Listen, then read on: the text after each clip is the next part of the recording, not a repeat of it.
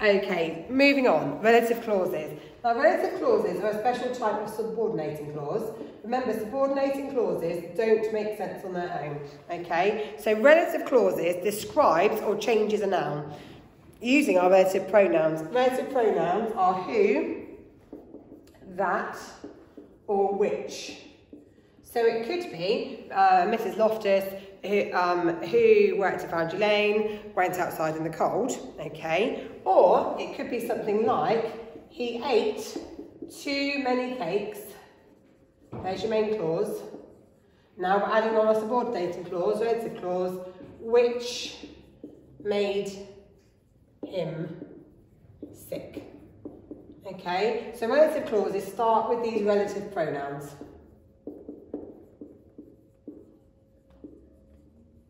Okay, there's only three of them, who, that and which, and we use them in relative clauses.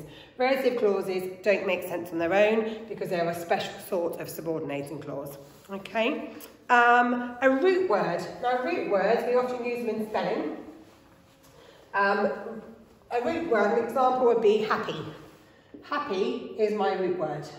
Sad could be a root word. So, because then you can add prefixes. Prefixes come at the beginning of a word. Suffixes come at the end. Happy, unhappy. So you've added the prefix un. Happiness. You've added the ness suffix. Okay, that's an example. Again, sad, sadness. Sad being the root word. Cycle, recycle, recyclable. Okay, cycle is the root word. A really good, a basic word with no prefix or suffix added to it. Okay, and adding those can often change them. Okay, so obviously the antonym, the opposite of happy, is unhappy. Lots and lots of different examples of those. Moving on, semicolons. Semicolons are taught in year 5 and year 6. It's to separate two main sentences, okay? They've got to be independent clauses, but are closely related, okay? We wouldn't use a coordinating conjunction with them. So an example would be, I was cold. It's got main clause, it's got my verb. It's got to be closely related. I put on my coat. Now, the reason we've used a semicolon here is because they are closely related. I could have used a coordinating conjunction. I could have put so. I was cold, so I put on my coat. I was cold and I put on my coat. But you can use a semicolon if they are two main clauses, but closely linked together. Another example would be, the boat span wildly on the waves. The wind roared overhead. They are closely linked, so we use a semicolon. Again, we could use a coordinating conjunction. It's really just, authorial choice. Okay? We've got other things beginning with S. We've got sentences, we've got simple sentences, but those are our sort of key terminology that we use at Foundry Lane in our spelling, punctuation and grammar teaching. Just to sort of finish off, the subject of a sentence is the person carrying out the main action, or the animal carrying out the main action. So an example could be, the cow ate the grass. The cow ate the grass. The cow is the subject, because it is, like I said, it's the main thing or person carrying out the main action. The cow ate the grass. That's my object there. The subject is the thing carrying out the action. The man tripped on the step. There's the man. He's doing the action. He's doing the stripping, the tripping on the step. Okay, so that is the subject. And then like I said, we've got the object as well. The step, therefore, becomes the object. We've spoken about subordinating clauses. Remember, the subordinating clauses can't stand on their own as a complete sentence. It's got to be linked to a main clause, okay? If you read it on your own, it wouldn't make sense. So I'll give some examples of those. So, even though sometimes it makes me sick.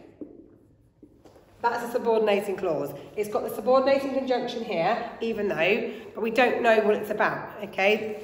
A lot of the sentence is missing. So it needs a main clause, a standalone clause. So it could be, I like cake,